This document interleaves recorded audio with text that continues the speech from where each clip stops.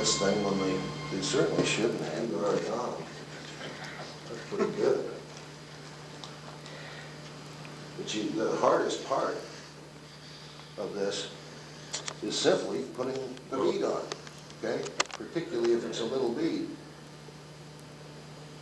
This is a nymph we call the APBTPT, okay? Which is affectionately known as the alphabet nymph now. Okay, so the small end of the bead goes on there.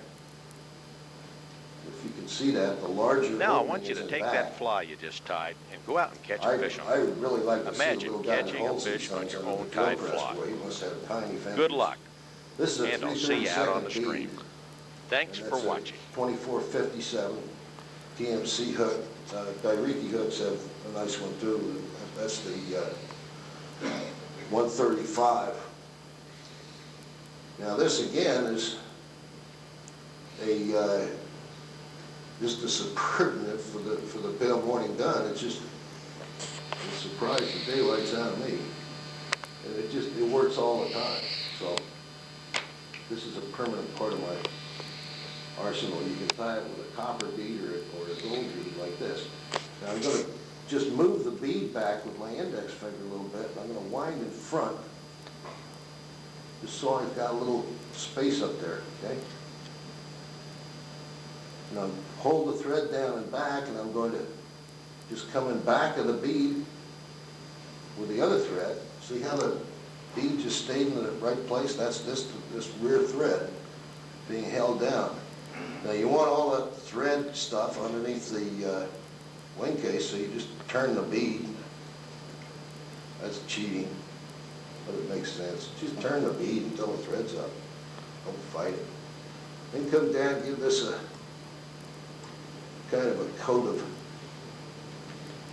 thread. For a long time it was hard for me to describe where the tail set was. I'm just repositioning this hook so I can show you. If you bring your thread right back over the bar, that is a perfect tail set for these, quote, scud hooks.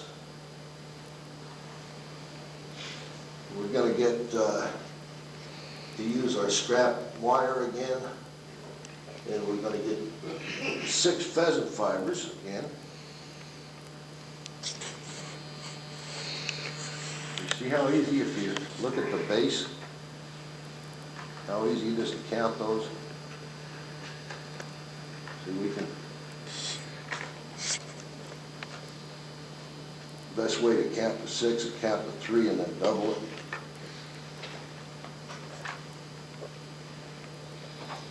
I'm into Bill Cosby math. 2 and 2 is 4. But what's a 2? Okay, short tail. Make sure that's on top. We're going to take about 6 or 7 wraps right there and kick that up, go underneath it, spread it out a little bit again. And just bring your thread in front. That's where our little piece of wire goes in. Be sure you're selecting one that does not have a foreman. Okay, so we want this in. This is so easy to tie. It's almost what I class as a guide's fly. And we're just going to take a couple more wraps so we've got this position. The first wrap on that wire is going to be underneath the tail again. I'm going to bring the wire, bring the thread right in the back of the bead. Okay? I'm going to put just a tiny little bit of cement on here, and again I'm just going to blot it off so that it can't possibly run through the material. Now, the pheasant's built just like Peacock Girl. And we're going to have those little barbules, a little fuzz on there, nicely sticking up so they look like gills. I have a malfeas here.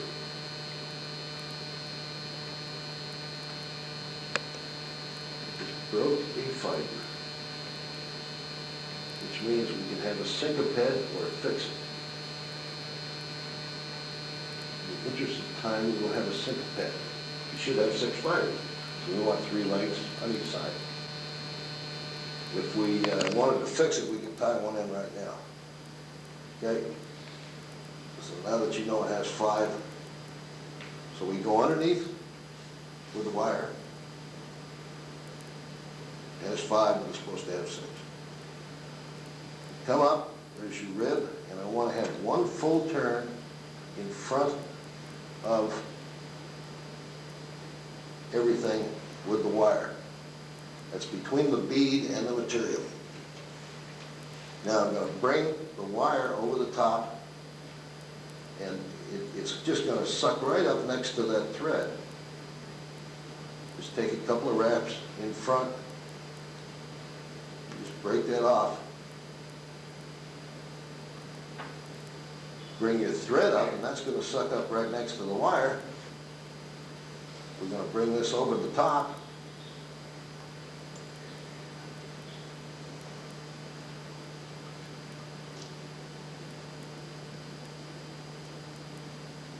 Just bind that down.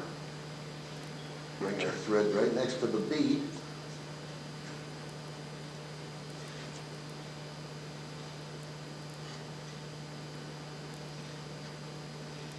This is like live stage here. We don't have the chance to go back and correct something. Okay? Although I have 2 in my hand, we're going to make believe it's 3. But your side is going to look great. So we tie these in just like the legs on the AP. Now I used to cover that little tuft of pheasant that's sticking out the front. And I got looking at that, and I think it looks just wonderful. It sure does in the water, so it's about the shape of a mayfly's head anyway, so I just finish behind that, leave that little tuft of pheasant sticking out the front. Don't worry about it at all. And same way to trim the thread, or trim the legs rather. Same stiletto move on the threads, what I meant to say. We just put a little tiny dab of cement on there, and look at the dimension on that little boy. He's got some pizzazz to him. Some awfully selective fish have eaten this thing when they certainly shouldn't have, you know. But I've always felt the bead's been